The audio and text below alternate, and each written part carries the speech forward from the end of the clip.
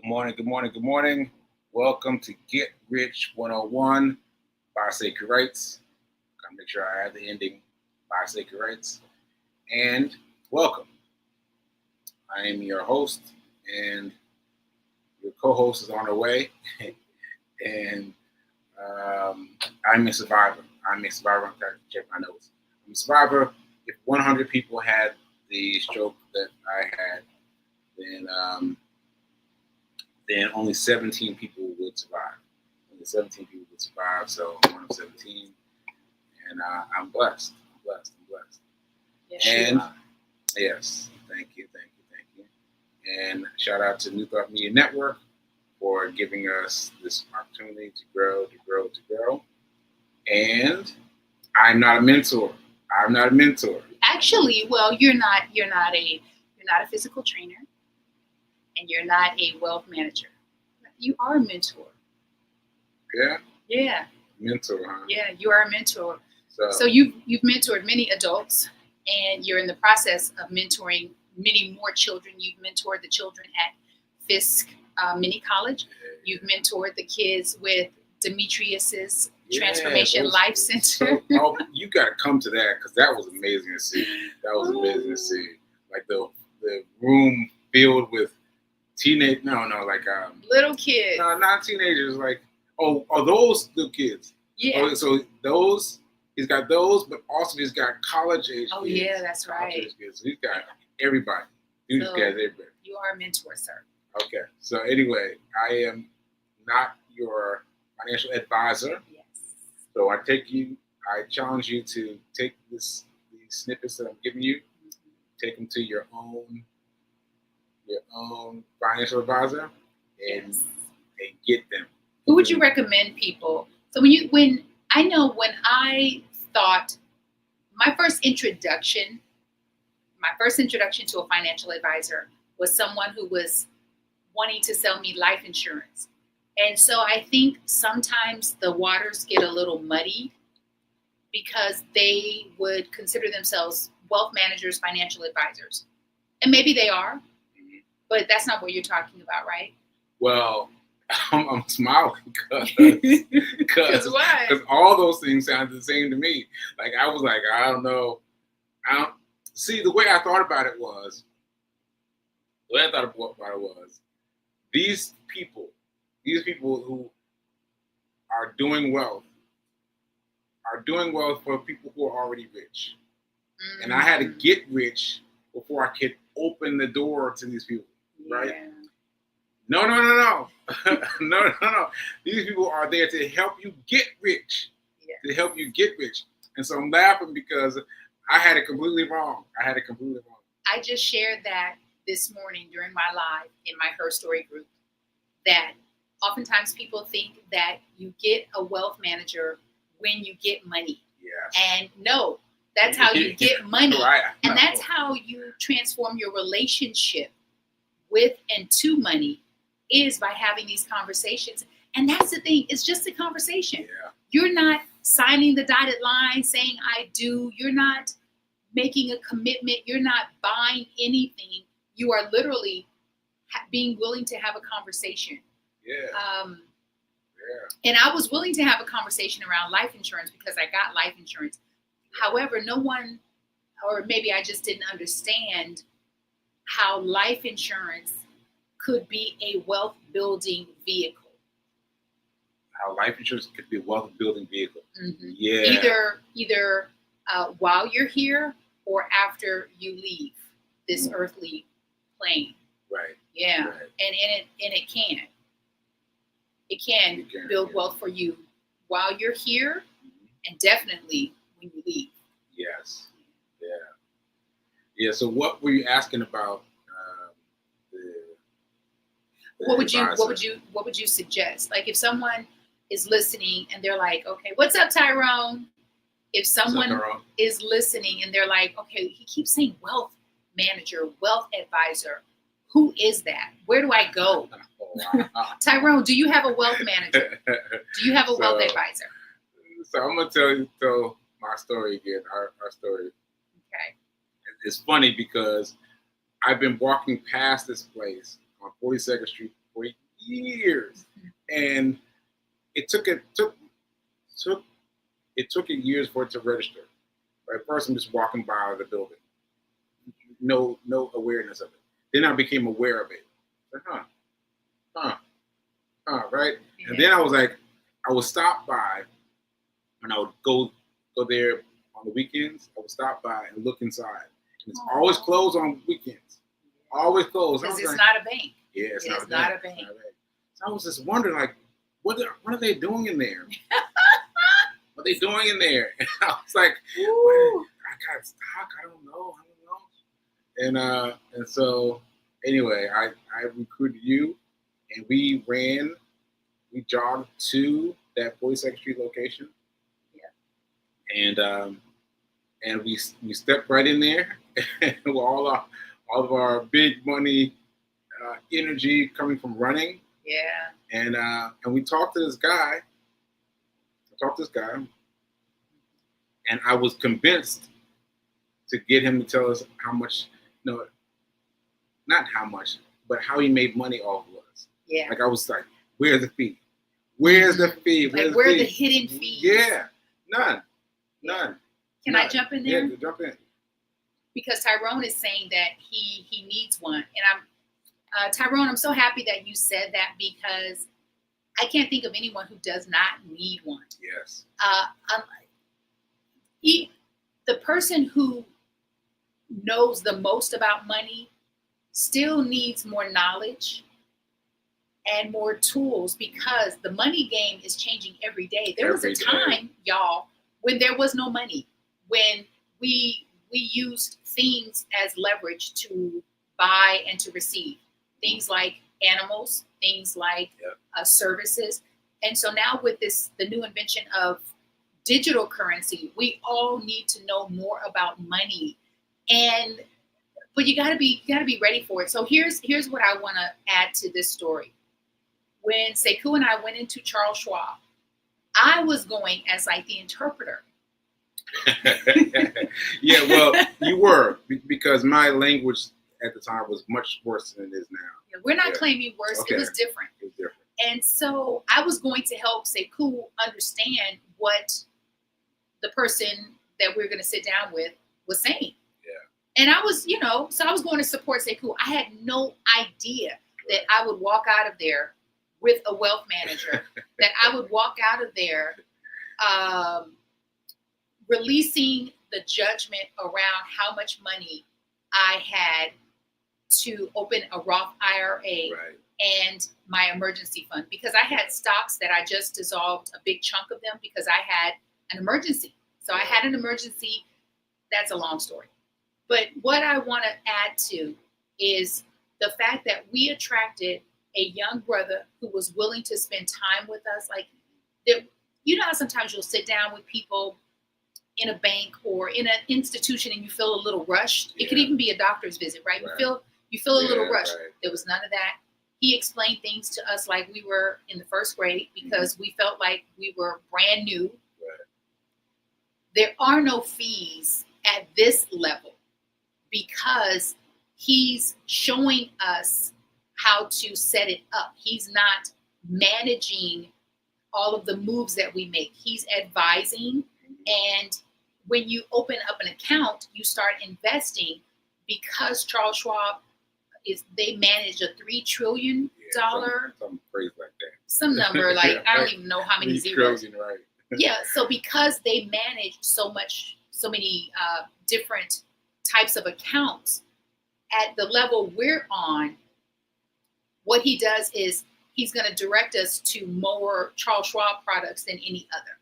And Charles Schwab has S&P 500 version of the S&P 500. So to answer your question, Tyrone, and anyone else who's interested, Sekou would suggest Charles Schwab because of the experience that we've had, and because you can go in and have a conversation and open up an account with no money. Zero money down.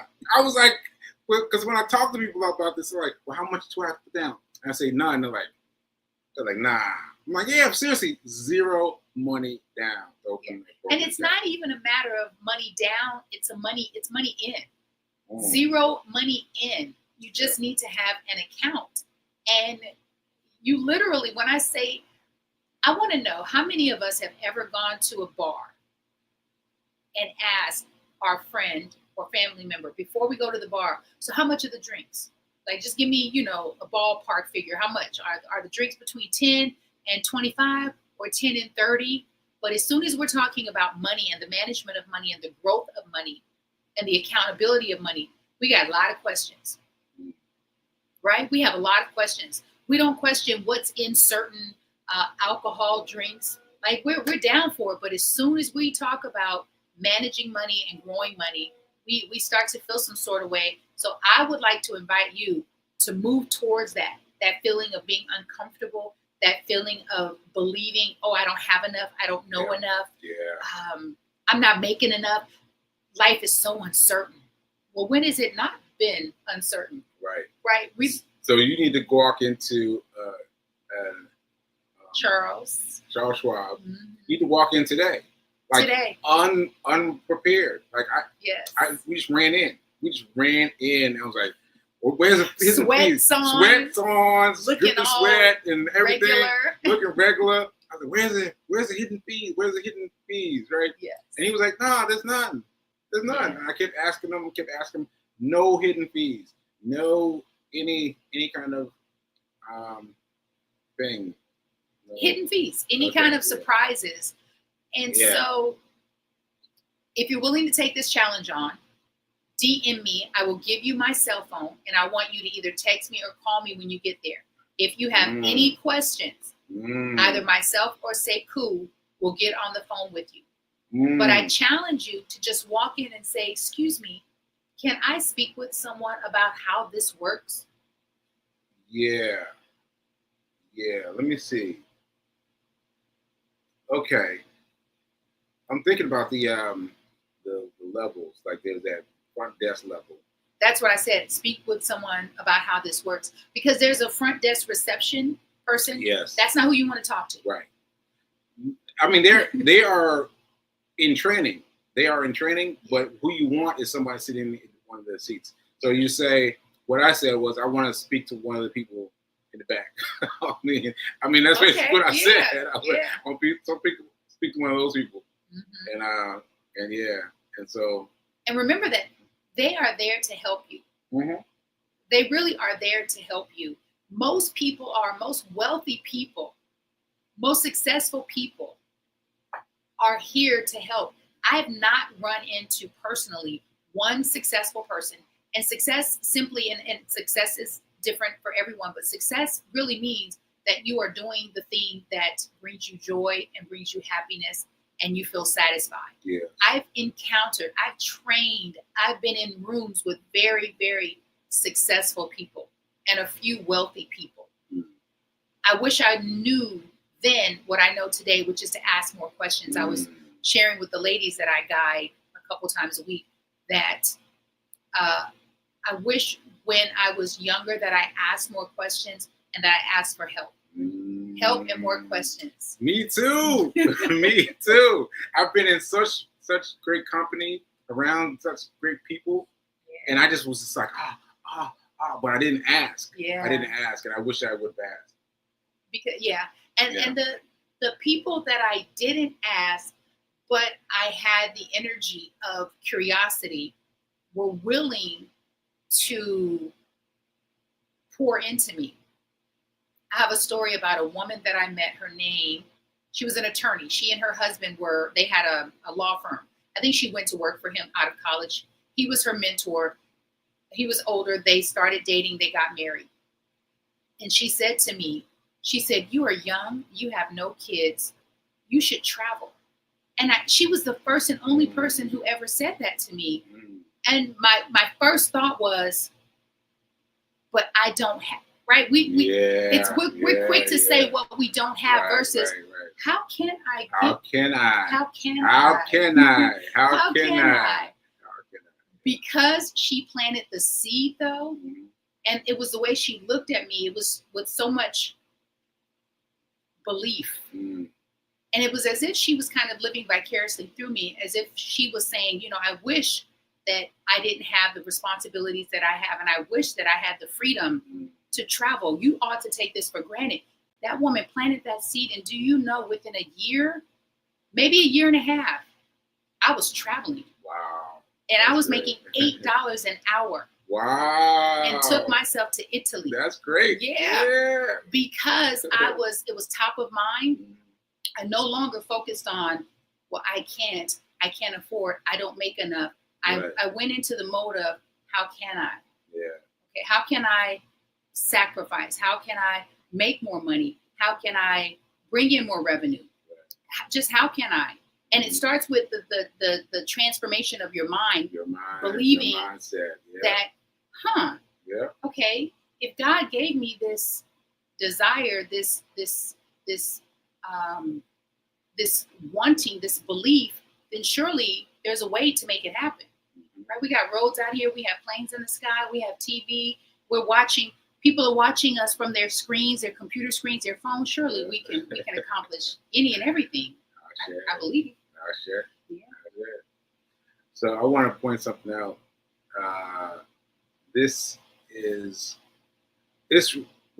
Basically, I found someone on Instagram. He's going around asking people what their checking account balance is. I know, right? I was like, what? He's asking people out the blue, hey, what's your checking account balance? And he's walking up to people. And I've been fascinated by this. But this morning, my awakening thought was Anthony O'Neill. Oh yeah. Anthony O'Neill is one of these great people. He was homeless. He was out on his luck, but he's now transformed himself to a millionaire. Right. Mm-hmm. Anyway, I went into my phone gallery, and typed in Anthony O'Neill, and then what I'm seeking came up. Right. Okay. And I want you to guess. Right. Three accounts: checking, savings, and investments. Right. Okay. All right. So account number 1 is 2.2 million. So you want me to tell you what account I think has the 2.1 million? Yeah. But 2.2 million, right? 2.2 million. Yep. And then 100,000, and then 53,000. So those are the 3 accounts: investment, checking, and savings. Now, I'm just going to say that this is what opened my eyes this morning. I just zoomed in and I went right to Anthony O'Neill, and let me tell you again: 2.2 million, 100,000, and 50,000. Okay, so the question again is, this person has 3 accounts. They have a checking account, they have a savings account, they have an investment account. Right. They have 2.2 million in one of those accounts, 53,000 in another account, and 100,000. And 100,000. So I believe, the 2.2 million better be in the investment account. Okay. And then the savings is 100,000, and then the checking is 53,000. But that just sounds, is that? Boom! Boom! She got all 3. And do I win $100? Do I win date night? Date night, yeah. Okay, all right. But so what I'm saying is that neither one of us would have given the right answers before. Oh, please. We would not have given the right answer before. But we had to change your mindset, and your biggest account has to be your investment account. The biggest account has to be the investment account. You just got to put more and more and more towards the investment account. Yeah. And so that's how you get to knowing what King just did. She's like, well, yeah, she got it right. I tell you, one of the things, I just want to say hi to some folks. What's up, Sandy? What's up, Cheryl? So I believe that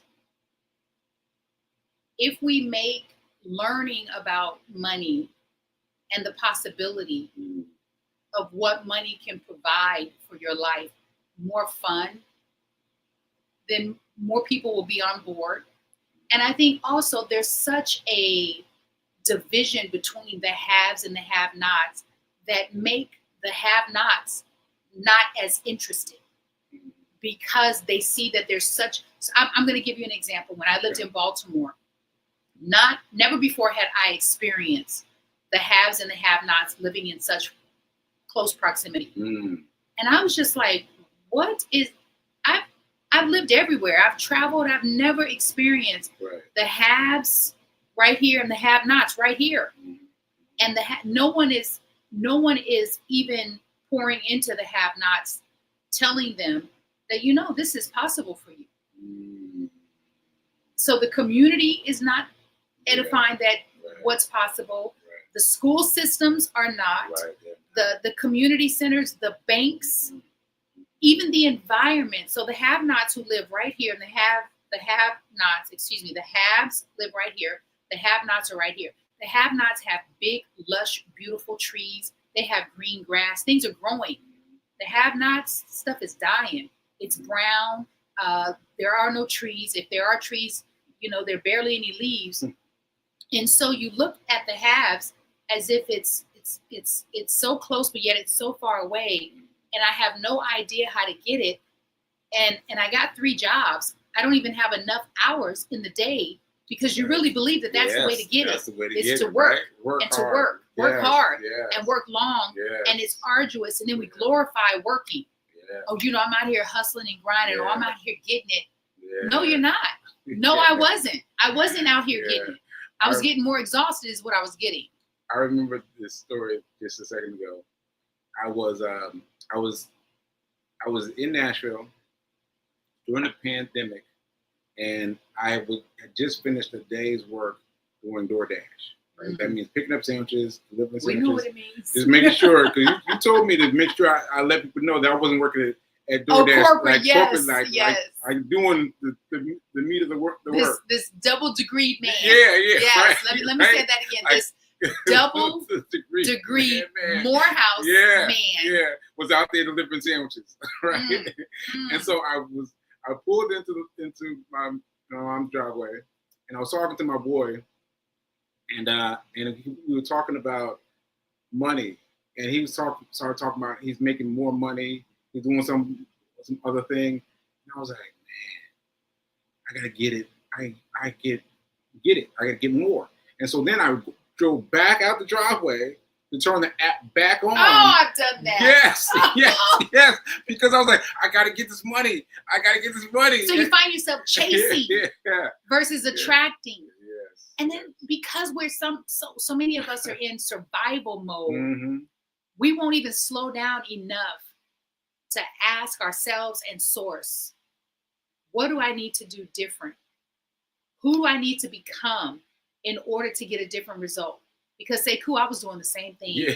I mean, listen, I was taking 2-hour naps in East Potomac Park in DC so that I could work more, so that I could make more. It's like that there was this commercial back in the day about why someone does drugs. So I can have more energy, so I can work more, so I can earn more, so I can make more, so I can do more drugs. It's this vicious cycle.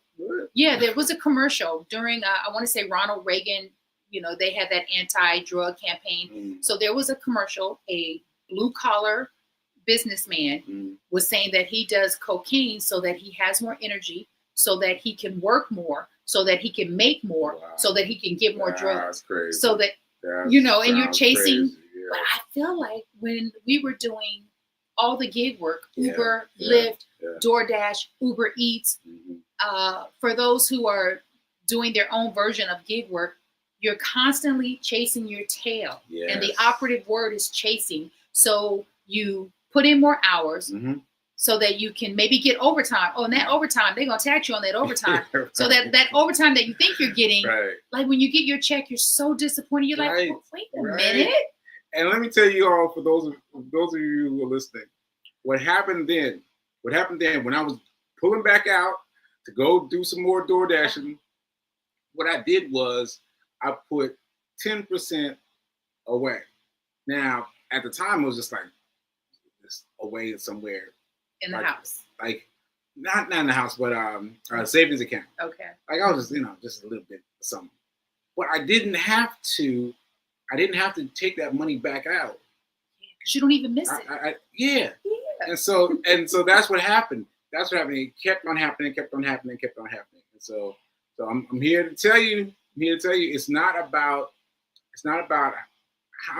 how you make the money. It's not about how you make the money. Mm-hmm. It's about what you do with the money you make. Yeah. That's a good one. And ever since you said that, I think about that a lot, Sekou. So I'm less focused on how I make the money, but what I do with what I make. And I want to share this because there's a lady who's watching. Her name is Sandy Daniels. I met Sandy when I was doing plays. And remember I was telling you last night or the other night that I did a play with the lady from Mary Mary? Mm-hmm. So that was Sandy's play. She was producing that play. Okay. Great experience. And it was like a Tyler Perry moment for all of us because it was the first time for me doing a play and getting paid for rehearsals. Like you would do a play, you wouldn't get paid for rehearsals or the performance. Mm. And so I was like, wait a minute now. Wait a minute. You're going to pay me to show up to rehearse? And pay me to perform? Yeah. Shout out to you, Sandy Daniels. Shout out. But that's not the story I want to share. Sandy was telling me, and I was not listening because I thought it was impossible. Mm. And Sandy said to me, Fee, you need to buy property somewhere. It doesn't have to be LA. Because I was like, well, it's so expensive. She's like, Sandy owns a lot of property in St. Louis. Mm. So I was renting. She's from St. Louis? She's from St. Louis. I was renting an apartment from an actor in Calabasas. Calabasas, yeah. I almost said Calabasas. Calabasas. He was an actor who had not acted in a long time. And he was in a hit movie, big movie. And she got him to invest in property in St. Louis. And that is how he was able to stay more than afloat. Wow. And I was resistant. I didn't believe. And I wish that I knew more so that I could have done more. But I also want to say for those of you who are anything like Sekou and I, to not live in the past and to release the shame and the judgment and to move forward, to do it now because you still have time. But shout out to you, Sandy, Sandy's very wise with her money. Yeah. She has she has so many businesses. We need to have Sandy on the show. Yeah. Let's get her on. Let's get her on.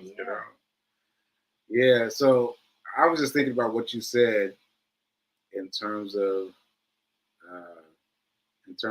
Sandy and her offering you the opportunity to buy property in St. Louis. In St. Louis, right. So she was offering you like a house or something? Mentorship. So Sandy's the type of person, speaking of successful people who love helping people, that is Sandy. So a lot of wealthy, successful people, they really enjoy helping people, but you got to ask. Yeah. Because they don't know that you want to know more, that you want to become more. So I don't know. Only Sandy could tell us what her intentions were. She owned a lot of property in St. Louis. And so I don't know if that looked like her selling me one of her properties or teaching me how to obtain a property. Because one of the things that I know for me has gotten in my way around buying is the upfront 10% or 20% down. And if you don't come from a family of buyers, then you just don't know. And as I say that, I've forgotten that my mom did buy her house and she wanted to sell it to me. Oh, wow. Yeah. And I was like, no, I'm not. Whoa. Oh, wow. No, I was like, ain't nobody coming back to Omaha. Had no idea how the game worked. Yeah. And even that's only part of the game. Because I was invested in real estate, but I only knew. So we can't skirt over that. He loves to skirt over that. He bought a whole apartment building, a 10-unit building. Yeah, that was what I did with the money that I made from my first real estate purchase. But I didn't know what to do with this money. And so I bought this apartment complex. And I shouldn't have well, don't should.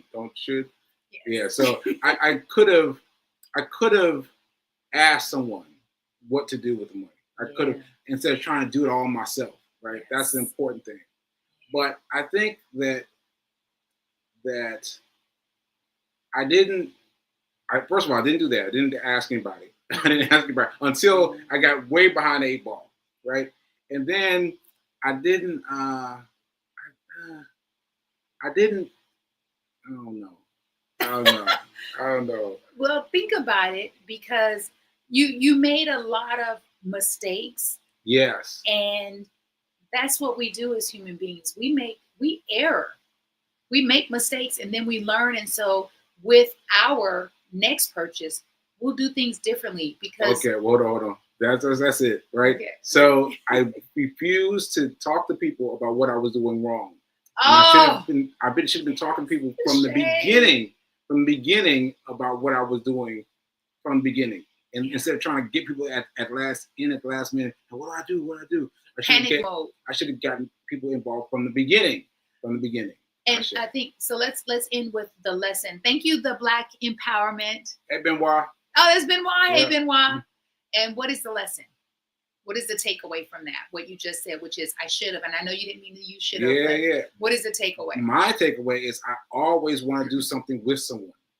Always want to do something with, especially if it's something new to me. Like I don't know about that much about real estate. I got to partner with someone who is, and do it together. And then like you want to partner with Sandy, you want to partner with someone who knows more than you. Yes. You don't want to be the smartest one in the room, or even think you are the smartest one in the room. And so if I think this is something that not only people our age need to be reminded of, but younger people. Ask questions. Ask questions. And I asked a lot. I'm proud of myself for saying I did ask a lot, because I always attracted older people, and older people tend to want to take you, under their wing and protect you and help you and support you. But the conversation about money wasn't top of mind enough. And I also think, Sekou, and we got to give ourselves a pass, because the money talk that people were having with me was about saving your money. It wasn't about investing. It was, I know. Same here. Saving your money. Saving your money. But so it's a different era, and now we get to go down the rabbit hole of learning and empowering, and then sharing and teaching. Learning, empowering, sharing, and teaching. We're over time, y'all. We gotta go. I'm your local fitness go-to feed king, the body and bank architect, and this guy right here is Sekou Writes. The money wizard. The money wizard. We have so many announcements. Yeah, go ahead. We can't. Okay, shoot. So next Saturday, not next Saturday, but Saturday, August 16th, we will be inviting all of you to Sekou's virtual book launch. He is launching Get Rich 101 by Sekou Writes. Ebook, paperback is coming, and he has written his first children's book, which is Little Sekou's First Dollar. I'm super excited about this. We just got back from Nashville doing talks, author signings. This is so exciting and timely. And so stay tuned for the invite. I will be teaching my Just Write Your Damn Book workshop on the 19th and the 16th, 3 hours each day. If you have a story that you have been sitting on and you're ready to birth your story, whether it's in the form of a workbook, a vlog, if you're looking to write a pamphlet, a series, a book, a play, all those things, you do not want to miss out on this opportunity to get what's in you, through you, and out of you. Yes. All right, y'all, have a beautiful day. God willing, we will see y'all next Thursday. This is it. That's it. July 31st. So August is here. So we'll see you guys in September. We're taking a break. We're on hiatus. We're on hiatus. Yeah. All right, Sandy, I'm going to reach out to you about coming on the show in September. All right. Thank you, Tyrone. Tyrone, you have my number. DM me when you get to Charles Schwab, okay? And Cheryl, I'm tasking you also. Get to Charles Schwab. It is simply just a conversation. You're just asking some questions. All right. Okay, folks, remember now is better than perfect. I'll see you later. Happy August. Later. Happy August.